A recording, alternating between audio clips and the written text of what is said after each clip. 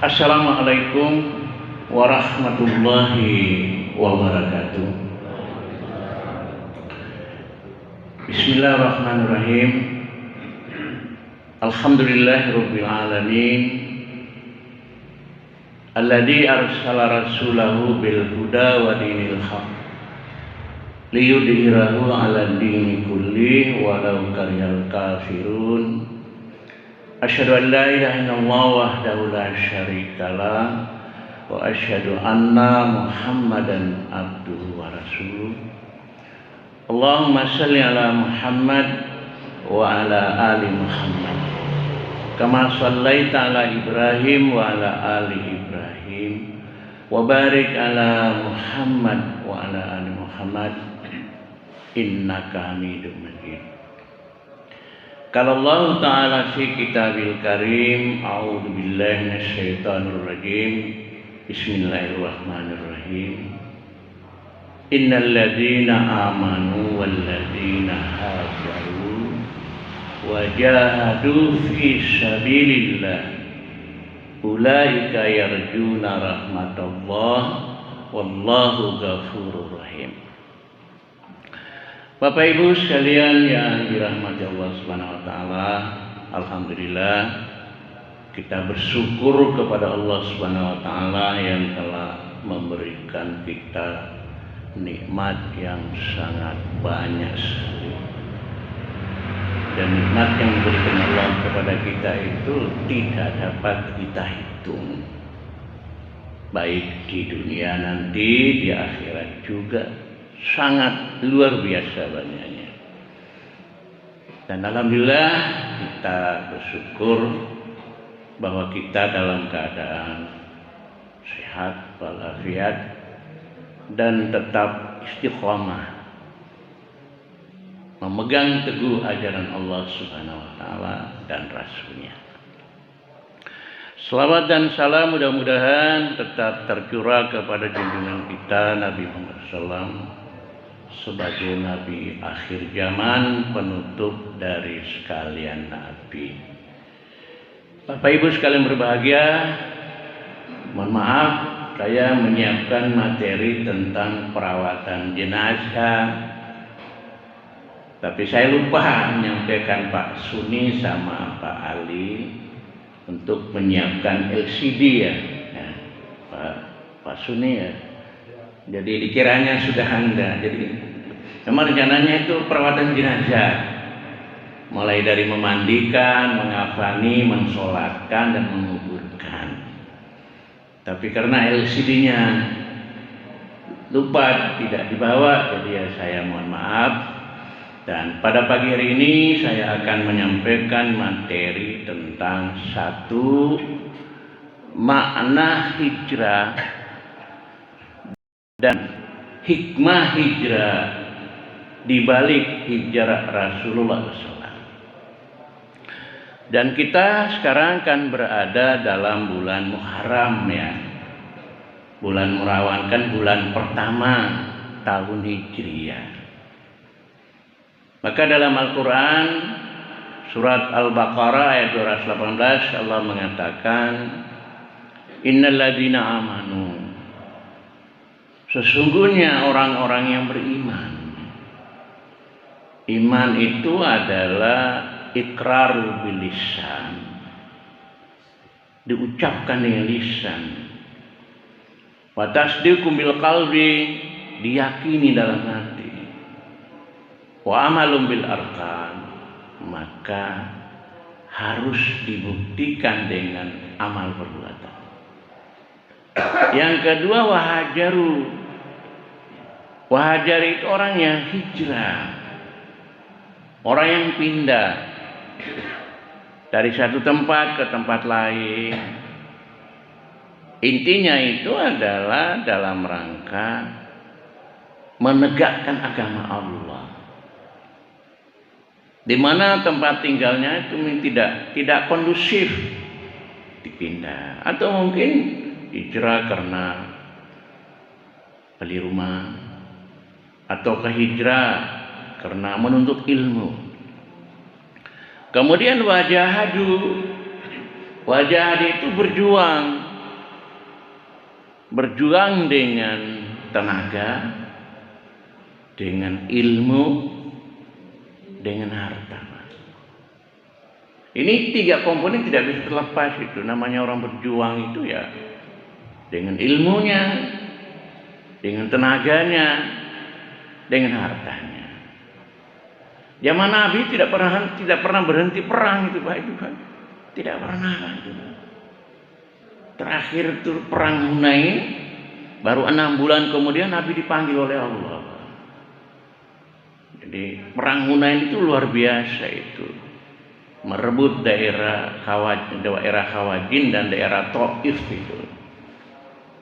Dan harta ghanimah juga luar biasa itu.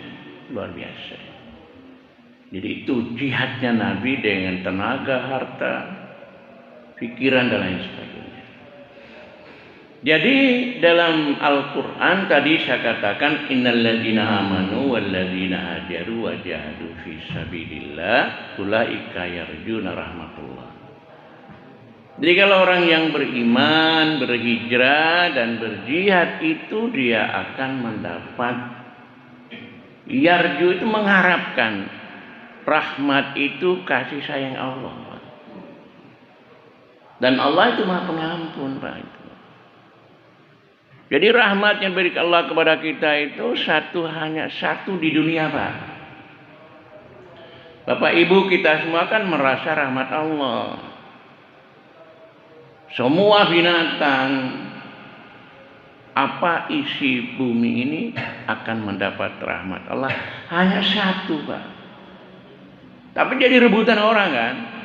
Rebutan itu. Lebih-lebih kekayaan itu. Jadi rebutan. Karena kita ini negara kaya, akhirnya jadi rebutan mulai dari Portugis, Spanyol, kemudian Belanda, masuk Inggris, Prancis. Itu mereka pernah menjajah kita, terakhir Jepang kan. Karena kekayaan kita luar biasa. Sampai sekarang ya begitu kan. Kayak kita dikuasai Cina sekarang itu kan. Dikuasa Pak. Jadilah sekarang namanya oligarki itu Pak. Itu rahmat Allah yang luar biasa itu. Luar biasa. Maka dari itu makna hijrah itu pindah dari tempat tidak kondusif. Kayak Nabi di Mekah kan tidak kondusif sama sekali Pak. Terjadi penganiayaan, penyiksaan luar biasa Pak. Nabi aja juga disiksa Pak. Abu Bakar, Umar, Utsman, Ali, semua disiksa Pak. Semua disiksa. Akhirnya Nabi memerintahkan para sahabatnya harus pindah ke Habsyi. Di sana kan ada raja namanya Negus atau nama aslinya Ashama namanya. Di sana dia orang Kristen, tapi Nabi mengatakan kamu pindah ke sana karena dia seorang raja yang adil, Pak. Yang betul-betul adil, Pak itu. Rombongan pertama dipimpin Utsman. Rombongan kedua dipimpin oleh Ja'far bin Ali. Sampai Nabi hijrah ke Madinah dulu baru Ja'far kembali ke Madinah ikut perang merebut mengusir orang Yahudi. Yahudi pertama di Madinah diusir. Kedua di Khaybar namanya. Itu luar biasa kekayaan itu. Pohon kurma luar biasa. Dan pertahanan Yahudi sangat kuat sekali itu. Tapi berhasil dijebol. Pertama pasukan dipimpin oleh Abu Bakar, gagal. Besok dipimpin oleh Umar, gagal semua. Maka Nabi mengatakan besok komandan bendera akan saya berikan kepada orang yang mencinta Allah dan mencinta Rasulnya. Semua orang menunggu siapa yang ditunjuk Nabi. Begitu semua kumpul, mana Ali? Ali sedang sakit. Panggil langsung. Matanya sakit, Pak. Diludah itu sembuh Pak Nabi itu, Pak. Meludah saya sembuh itu. Akhirnya pegang Ali itu. Memang Ali itu tidak pernah dikalahkan siapapun juga. Berhasil menyebut jebol. Ada orang Yahudi tokoh-tokohnya dibunuh semua. Berhasil. Baru perang Mu'tah. Setelah itu menaklukkan kota Mekah, baru perang Hunain. Itu namanya hijrah ya. Yang kedua, hijrah itu juga dalam Al-Quran disebutkan fajur madai. Itu artinya takafu nanusul jahunna. Kalau kamu takut istri itu berdurhaka, maka pertama berilah nasihat. Kalau nasihat tidak mempan, berilah pisah tempat tidur, Pak. Di situ kan fajurhum itu pisah tempat tidur, agar supaya memberi pembelajaran. Suami istri berpikir atau berpisah atau kumpul kembali. Yang ketiga, fajurhun maliyah, yaitu mengasingkan diri. Jadi ini kaitan dengan Nabi Ibrahim ya. Nabi Ibrahim itu dia melihat ayahnya itu kan tiap hari kerjanya buat patung, Pak. Patung itu disembah, Pak. Dan itu sumber penghidupan. Nah, Ibrahim kan mengatakan, wahai ayah, saya melihat ayah dan kaum ini dalam keadaan sesat. Coba seorang anak berani menegur ayahnya, Pak. Selama ini kan mereka menyembah patung kan, tapi Ibrahim berani menyampaikan itu. Maka ayah mengatakan, wahai Ibrahim, kamu tidak senang kepada Tuhan kami? Apa yang kami sembah? Kalau kamu tidak berhenti, maka akan aku rajam kamu dan pergilah kamu dari sini dalam waktu yang lama. Nah, itu namanya mengasingkan diri. Makna hijrah itu tiga itu secara bahasanya. Kalau ada seorang ulama besar namanya Ibnu Hajar Asqalani, termasuk pengarang buku Bulughul Maram. Pernah baca kali ya?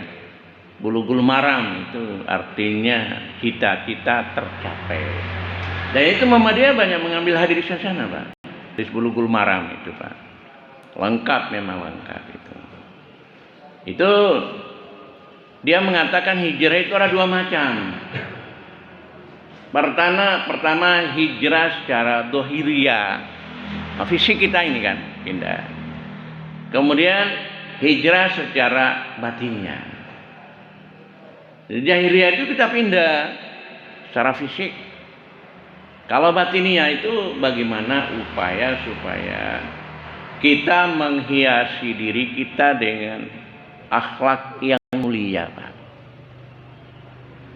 Karena akhlak itu merupakan misi daripada Nabi. Maka ketika Nabi menjalankan misi itu dikenal dengan revolusi simultan. Akidah, ibadah, akhlak, muamalah. Revolusi kan artinya perubahan secara mendadak, secara cepat, Pak. Itu revolusi namanya. Kalau evolusi, perubahan secara pelan. Maka disebut revolusi simultan itu ya Nabi merubah akidah. Nabi merubah ibadah. Nabi merubah akhlak mereka. Bahkan juga merubah muamalah.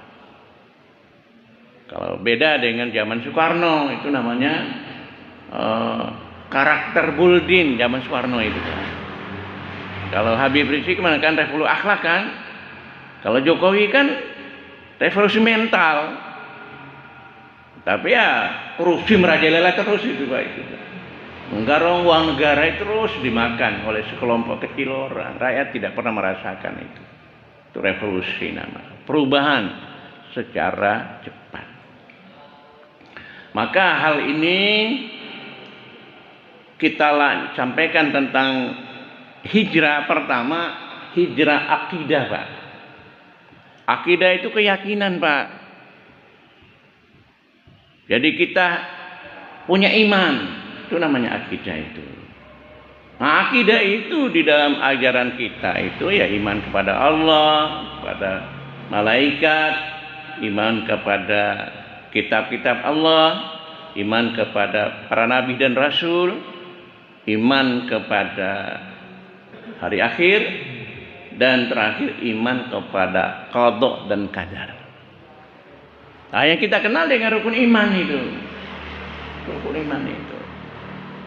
Ya, itu juga disebut di dalam surat Al-Baqarah 177 itu hanya 5. Laisal birra an tuwallu wujuhakum qibalal masyriqi wal maghrib. Nah, walakinnal birra, kebajikan itu bukan kamu hadap wajah kamu ke timur dan barat, itu suatu kebaktian tidak. Walakinnal birra, akan tapi kebajikan itu pertama man amana billahi wal yaumil akhir. Iman kepada Allah, iman kepada hari akhir, wal malaika, iman kepada malaikat, wal kitabi, wan nabi, kepada kitab dan nabi. Jadi 5 itu. Kalau di hadis baru 6. Nah, itu namanya albir, yaitu senantiasa berbuat baik kepada Allah, kepada sesama manusia. Kebajikan itu akidah. Oleh karena itu akidah kita itu harus bersih Pak. Iman kita tidak boleh campur dengan hal-hal yang berbau syirik. Syirik itu mempersekutukan suatu dengan Allah. Orang menyembah Tuhan selain Allah, syirik. Orang menyembah patung, orang menyembah matahari. Ada juga menyembah hawa nafsu Pak itu. Bisa juga menyembah harta, bisa juga menyembah kedudukan itu. Dianggap kedudukan segala-galanya Pak. Padahal kedudukan itu sifatnya kan sementara kan Pak. Sementara itu. Maka saya sering mengingatkan kepada para jamaah, kalau khutbah tiap Jumat mesti saya ingatkan bahwa malaikat Jibril pernah mengingat para nabi. Isma syi'ta fa innaka mayyitun. Hiduplah sesukamu, tapi kamu pasti mati Pak. Ya, sehebat apapun orang pasti mati Pak itu. Kita dari tanah akan kembali ke tanah kan? Wa amal ma syi'ta fa innaka majziyun bih. Silakan berbuat, beramal, tapi ingat apa yang kamu perbuatkan itu akan diminta pertanggungjawaban. Apalagi orang yang lagi berkuasa kan apa saja dia berbuat. Nah, apa saja dia berbuat. Tapi dia lupa satu saat pasti dia akan diganti dan dia akan diminta pertanggungjawaban itu. Apalagi pembunuhan-pembunuhan itu kan yang membunuh sama Islam kan. Seperti kasus KM50 itu orang Islam yang membunuh itu Pak. Ya, orang Islam yang membunuh juga.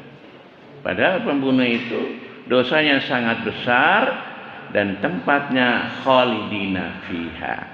Wa ghadiballah wala'an. Tempatnya neraka, Allah murka dan dilaknat oleh Allah Pak itu. Jadi azabnya itu berlipat ganda itu. Jadi mari kita bersihkan akidah kita dari hal-hal yang kalau sekarang di Jawa itu namanya tahayul Pak. namanya khurafat. Misalnya malam Jumat pergi orang-orang menyebarkan atau taruh bunga di perempatan jalan, itu hal-hal yang berbau syirik itu Pak. Tahayul. Nanti kalau ada burung gagak nanti ada kematian gitu Pak. Atau mungkin ada kupu-kupu, ada tamu nanti Pak itu. Nah, itu hal-hal tahayul itu nggak perlu dipercaya itu Pak. Nanti kalau misalnya orang mau menikah, tahu-tahu keluarga ayah atau ibu meninggal, salah satunya itu. Nanti kalau di akad nikah pada saat itu bisa membawa ke musibah. Itu nggak ada itu Pak. Kalau memang orang sudah meninggal dunia, kita tunggu 1 bulan 2 bulan kita nikahkan. Kalau ditunda-tunda 1 tahun, ya mana tahan orang mau menikah kok ditunda-tunda, itu syirik semua, itu tidak boleh dipercaya itu Pak. Khurafat. Ada yang punya cincin, atau mungkin kiai itu kalau di keraton-keraton biasanya keris-keris itu kiai itu Pak itu. Salah satu tongkat daripada Pangeran Diponegoro kan dulu tahun 1830 kan ditangkap orangnya. 5 tahun dia memimpin perang itu, Ponorogo itu. Akhirnya runding dengan Belanda, ternyata Belanda melakukan curang, ditangkap, dibuang ke Sulawesi, mati di sana. Nah, tongkatnya itu simpan di Belanda. Terus orang Belanda, pemerintahan itu mau mengembalikan. Ya ini suatu kepercayaan. Kalau siapa yang menerima pontong karena dia punya kekuasaan. Ternyata rencananya tongkat itu kan mau diberikan kepada Presiden Jokowi. Tapi karena Presiden Jokowi itu ada acara di Filipina atau Singapura, yang menerima Anies Baswedan Pak itu Pak. Nah itu yang ditakutkan itu Pak, Nah ini perlu kita tahu Pak itu. Jadi jangan terlalu percaya hal-hal yang memang kayak tongkat itu kan bisa membawa kesyirikan itu Pak. Harus bersih Pak itu Pak. Yang kita takut hanya Allah. Itu yang pertama Pak. Yang kedua adalah kita harus hijrah dalam kaitan dengan fikriyah Pak. Cara berpikir kita itu. Selama ini kan kalau dulu Pak, zamannya para imam mazhab itu ada namanya kita kenal dengan fikri. Yang pertama lahir itu Syiah Pak. Syiah, kemudian Qadariyah. Qadariyah itu artinya kita tidak boleh menggantungkan diri kepada Allah. Harus berusaha.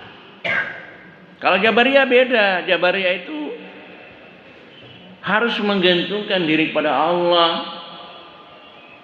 Istilahnya itu pasrah bongkok. Tidak usah usaha. Kalau memang Allah menghendaki saya itu miskin, ya miskin. Nah itu namanya menentang Allah. Atau surat Ar-Ra'd ya. Innallaha yughayyiru biqaumi hatta yughayyiru bi nafsi. Sungguhnya Allah itu tidak akan merubah satu kaum kalau kaum itu tidak mau merubah dirinya. Jadi antara Jabariyah Qadariyah itu memang harus disatukan, lahirlah Ahli Sunnah wal Jamaah. Usaha dulu baru pasrah Pak. Ya. Jadi kalau Bapak Ibu kalau bawa sepeda motor ya dikunci dulu. Baru tawakal. Ya, baru tawakal. Tapi ya sudah saya serahkan aja kepada Allah. Kalau dicuri ya dicuri, ya itu namanya tidak usaha itu Pak. Harus ada usaha baru tawakal. Itu pemikiran dulu itu seperti itu. Sampai ada namanya pemikiran Mu'tazilah. Lah sekarang itu namanya aliran Islam liberal Pak. Bahkan sekarang ada muncul aliran baru namanya Islam Nusantara Pak itu. Itu kan berarti memecah belah umat Islam kan. Islam dipecah belah. Nah, itu aliran-aliran semacam harus kita tidak boleh menerima. Harus kuat dalam hal pemikiran itu. Kemudian yang ketiga adalah sulukiyah. Sulukiyah itu kita harus merubah akhlak kita. Dari tidak jujur menjadi jujur. Dari tidak ikhlas menjadi ikhlas. Jadi malas jadi rajin. Jadi amanah. Jangan menjadi pengkhianat. Karena zaman sekarang itu namanya zaman Ruwaibidiyah namanya. Zaman Ruwaibidiyah itu adalah orang yang jujur dianggap pendusta. Orang yang amanah dianggap pengkhianat. Sekarang ini kan Bapak-bapak Ibu kan tahu itu. Sekarang itu zamannya rusak itu. Ya. Zamannya rusak. Jadi kita orang Islam itu harus berusaha untuk menghiasi diri dengan akhlak yang mulia. Beramal harus ikhlas. Kalau diberi amanah harus ditunaikan amanah itu. Jangan mengkhianati amanah. Ya. Kemudian harus tawadhu. Tawadhu itu adalah tidak boleh menyombongkan diri.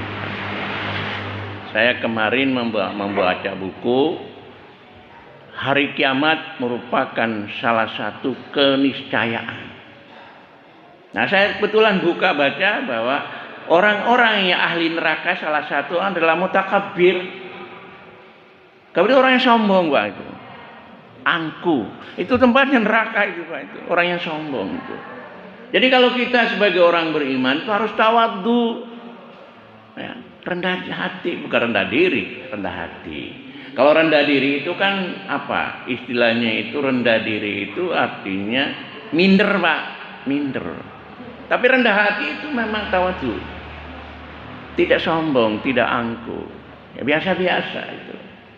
Apa adanya itu. Nah, itulah kita menghiasi diri kita dengan akhlakul karimah. Karena akhlak itu misi Nabi.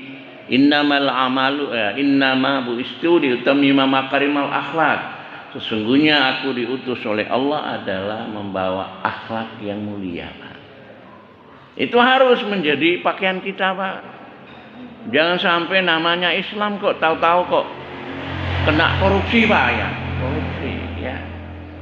Nah, kayak baru-baru ini kan anggota DPR kita kan kena itu masuk penjara itu 2 orang itu, Pak, itu. Nah, itu memalukan itu, Pak. Jadi kalau di antara bapak-bapak ibu-ibu sekalian kalau memang ada yang calon DPR ya harus jujur, Pak. Harus jujur. Ya, jangan sampai kalau memang ada uang ya ditanya dari mana uang ini. Jangan-jangan diterima uang dan kena kasus masuk penjara, Pak. Enggak apa-apa, penjara itu juga memang ada hikmahnya. Kan makannya kan per deo kan, Pak. Makan yang gratis, semua gratis, tapi ya apa? Fisiknya yang dikurung, Pak. Tapi otaknya yang tidak dikurung kan? Otaknya yang tidak dikurung kan? Hamka itu 2,5 tahun otaknya dikurung, memang fisiknya dikurung. Lahirlah tafsir Al-Azhar itu Hamka itu, Pak, itu. Ya.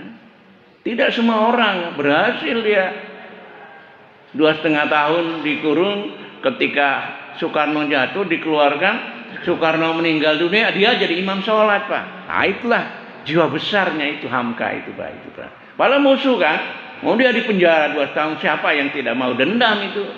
Kan manusia kan? Tapi karena berjiwa besar, maka dia mengingat bahwa Soekarno adalah teman-teman perjuangan. Hamka itu adalah memimpin pasukan di Sumatera, Pak, itu, Pak. Akhirnya karena ibu kota Jakarta pasti semua lengkap di sana. Hijrah dia ke Jakarta. Bahkan Nasution menginginkan supaya kalau bisa Pak Hamka ini diangkat jadi tentara, jadi apa itu. Tapi dia tidak mau.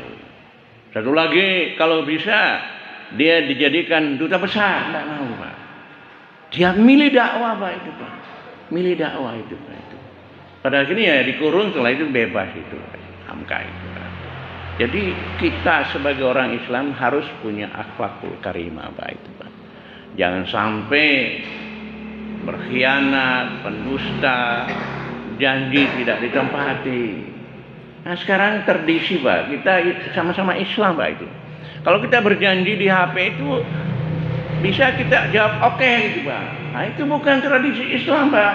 Kalau memang kita berjanji, insya Allah kalau Allah menghendaki, gunakan istilah itu Pak. Apalagi anak muda sekarang itu siap. Tidak boleh itu. Harus budayakan kalimat insya Allah kalau Allah menghendaki. Mari tradisikan itu Pak. Mari kita tradisikan itu. Ketemu salam, ya bukan cium pipi Pak, salaman ini Pak. Salaman jabat tangan agar dosa kita diampuni Pak itu Pak.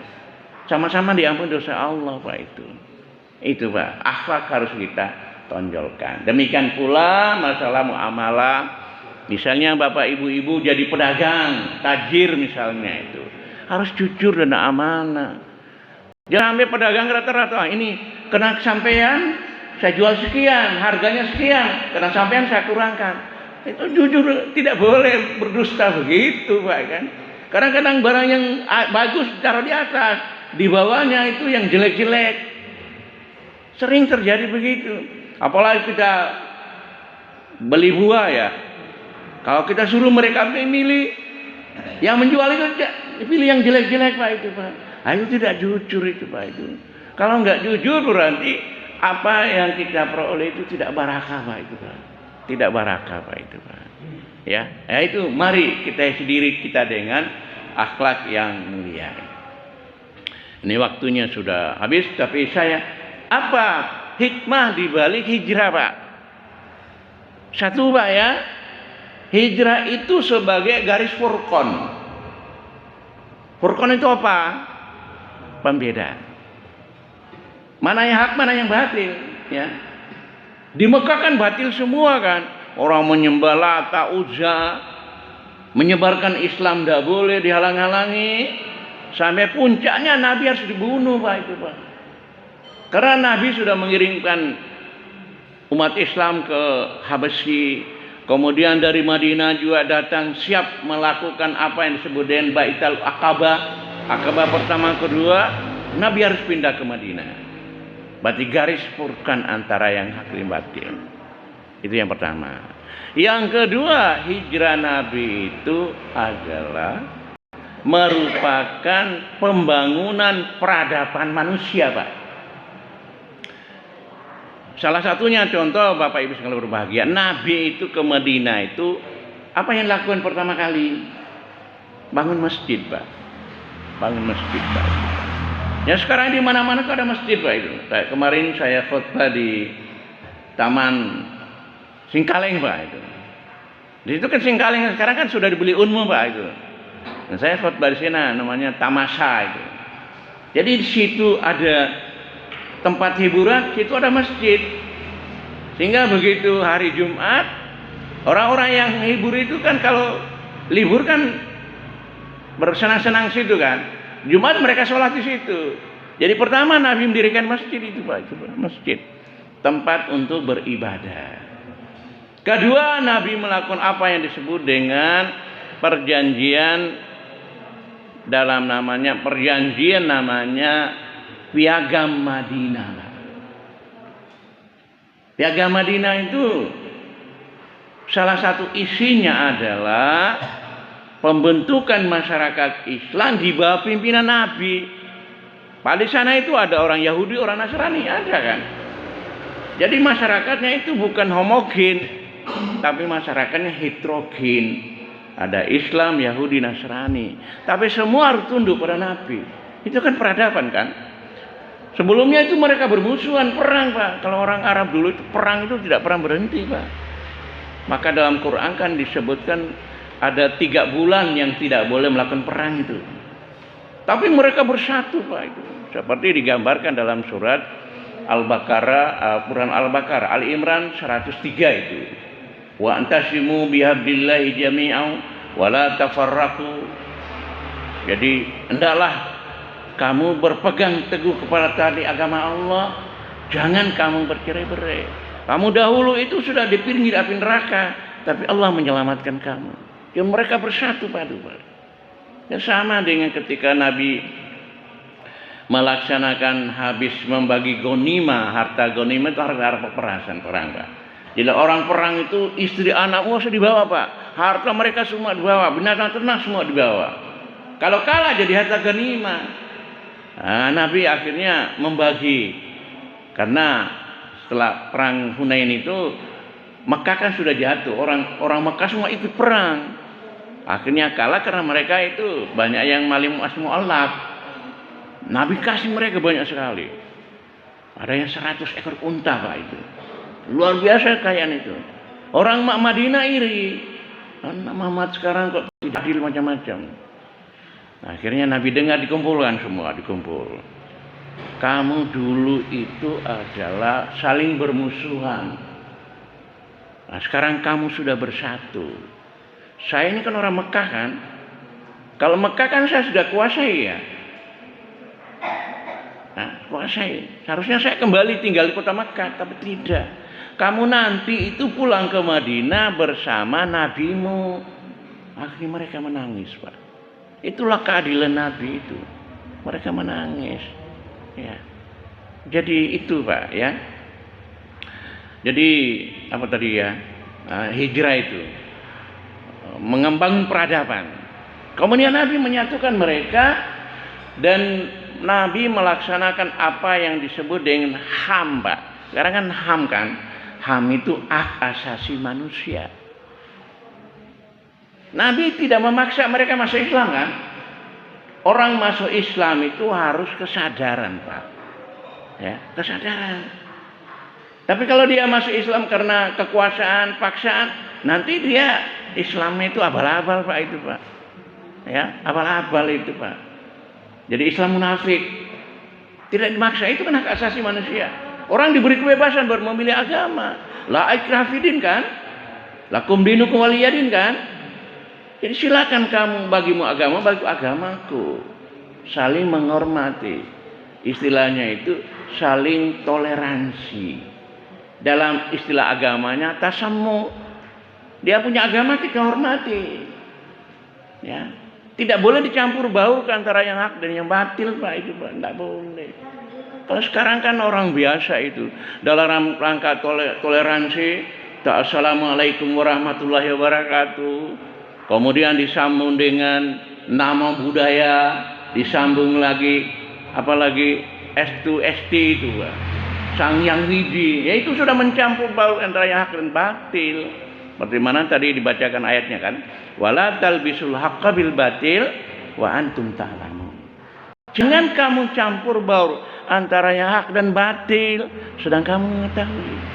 Jadi Islam harus garis lurus itu, Pak. Kalau salam ya salam, jangan ditambah, jangan dikurangi, Pak. Salam itu assalamualaikum 30 pahala, Pak, itu, Pak. Assalamualaikum 10 pahala, warahmatullahi 10 pahala, wabarakatuh 10 pahala. Dan salam itu sesuai dengan kondisi di mana kita berada, Pak. Kalau kita sekarang di Indonesia kan, pagi kan, misalnya Bapak telepon ke Amerika, di sana malam. Cocok nggak selamat? Di sini pagi, di sana malam. Apa yang harus kita pakai? Pakai sini selamat pagi atau selamat malam? Nah, cocok itu assalamualaikum warahmatullahi wabarakatuh. Cocok dalam setiap keadaan kan? Cocok sekali, Pak, itu, Pak. Maka jangan menambah, jangan merubah. Minimal assalamualaikum, minimal itu. Biasanya kadang-kadang itu orang nggak senang, salam gitu. Nggak boleh, sama selengkap itu, Pak. Itu kan peradaban harus dibudayakan. Jadi Nabi membangun hak asasi manusia, tidak boleh membunuh, tidak boleh tidak boleh membunuh, kemudian tidak boleh memaksa orang lain memeluk agama kita harus sifatnya toleransi. Jadi itu peradaban. Karena peradaban yang dibangun Nabi itu salah satunya itulah pemimpin harus dipilih, Pak. Bukan kerajaan. Maka dari itu peradaban Nabi itu sangat tinggi sekali. Orang Barat mengatakan bahwa peradaban Muhammad sangat tinggi sekali dengan kondisi sekarang. Hanya berlaku 30 tahun, Pak. Abu Bakar, Umar, Utsman, Ali, Hasan. Harus 5 orang, Pak. Hasan itu 6 bulan jadi khalifah. Pas 30 tahun Pak. Itu menurut Nabi. Dan Nabi mengatakan Hasan itu nanti jadi pemersatu umat. Karena begitu Ali meninggal dunia kan, Hasan diangkat jadi khalifah. Sementara Muawiyah jadi khalifah di negeri Syam. Muawiyah tidak mau tunduk Ali. Perang Pak. Perang itu sudah terjadi, pembunuhan terlalu luar biasa. Akhirnya Hasan menyadari, saya harus mengorbankan diri, serahkan kekuasaan kepada Muawiyah agar supaya umat Islam bersatu kembali. Nah, bukti ucapan Nabi, Hasan ini adalah cucuku, ini adalah pemersatu umat. Akhirnya dari sistem khalifah, pemilihan penguasa itu pemilihan secara dipilih oleh rakyat, sekarang sistem itu monarki kerajaan dari turun temurun Bani Umayyah, Bani Abbasiyah, Bani Fatimiyah itu kerajaan Mas. Jadi Nabi mengatakan kerajaan yang menggigit. Memang berlaku syariat Islam, tapi penguasanya itu rata-rata dari turun temurun, raja-raja. Namanya istilah ketatanegaraan itu monarki namanya. Bukan monarki absolut, tapi monarki berkonstitusi. Artinya kerajaan tapi di dasar undang-undang. Kayak mana? Belanda itu kan kerajaan kan. Kemudian Malaysia itu kerajaan. Karena ada di Pertuan Agung kan. Ada Inggris ratu kan. Itu kerajaan tapi berkonstitusi. Dulu namanya monarki absolut sudah nggak ada. Artinya monarki absolut itulah raja menganggap dirinya negara. Kayak Louis XIV Prancis itu akhirnya dibunuh kan. Lahir Republik Prancis itu. Jadi peradaban-peradaban itu dibangun oleh Nabi. Salah satunya Bapak Ibu sekalian, sebelumnya itu kan angka Rom kan, angka Romawi ya. 1, nanti 2, 3, 4 beda lagi. Nah, tapi lahirnya Islam itu kan menggunakan angka 1, 2, 3 kan 10 kan. Coba lihat di Quran kan. Angka itu 1, 2, 3, 4, 10 kan di Quran itu. Maka itu termasuk peradaban kan. Peradaban. Dan itu lebih gampang dan mudah itu. Kemudian yang ketiga itu insya Allah mari dalam bulan Muharram ini istilahnya itu evaluasi diri Pak. Kita mengevaluasi diri kita. Kita berada pada posisi yang mana? Menjadi orang yang beruntung, orang yang rugi, orang yang dilaknat. Jadi mangkana khairan min amsi fahuwa rabiun. Barang siapa keadaan hari ini lebih baik dari kemarin, dia beruntung. Wa mangkana yaumisla amsi fahuwa magbunun. Barang siapa keadaan hari ini sama dengan kemarin, dia termasuk orang yang tertipu. Wa mangkana yaum saran min amsi fahuwa mal'unun. Barang siapa keadaan ini lebih jelek, dia termasuk orang yang laknat. Maka mari kita evaluasi diri kita. Nah, mudah-mudahan kita semua termasuk orang yang rabihun, orang yang beruntung Pak. Ya, orang beruntung itu artinya ibadahnya terus meningkat Pak. Kemudian yang terakhir Bapak Ibu sekalian berbahagia, bulan Muharram itu bulan yang baik Pak. Kalau tradisi Jawa itu bulan Muharram itu suro Pak ya. Bulan Dzulqa'dah apa? Selo ya. Itu tidak boleh menikahkan anak, tidak boleh khitanan, tidak boleh kegiatan karena itu membawa kesialan. Nah itu tradisi itu. Islam tidak, semua bulan baik itu Pak. Semua bulan baik. Bahkan ada yang Pak, gimana ini Pak?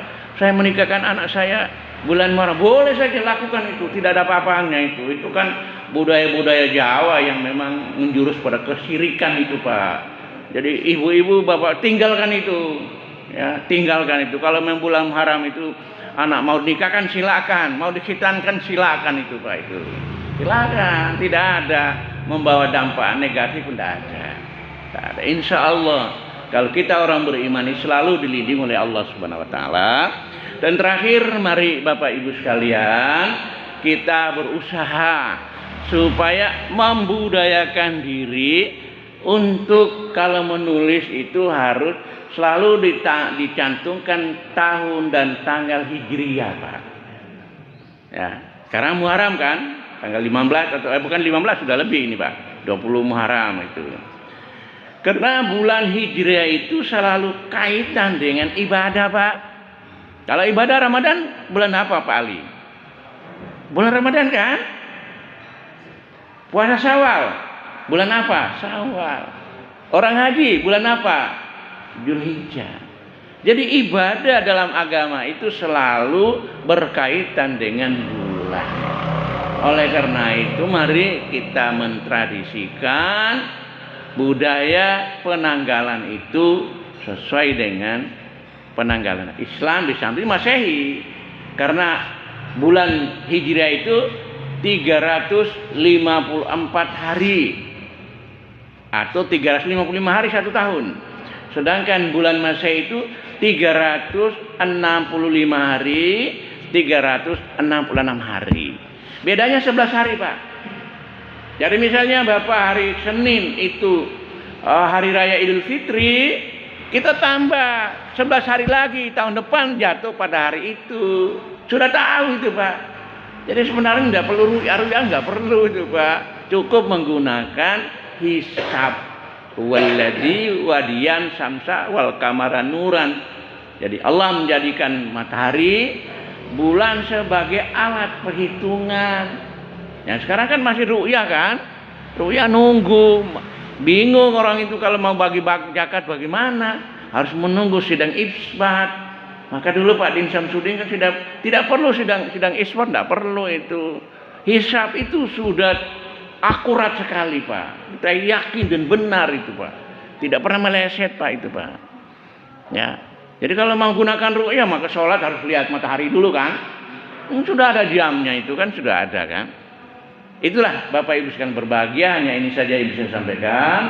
Mudah-mudahan insya Allah Pak Suni ya mohon dibawakan bulan depan bawa LCD, kita akan buka video bagaimana merawat jenazah mulai dari memandikan, karena nggak bisa mandi sendiri kan, sudah mati Pak ya.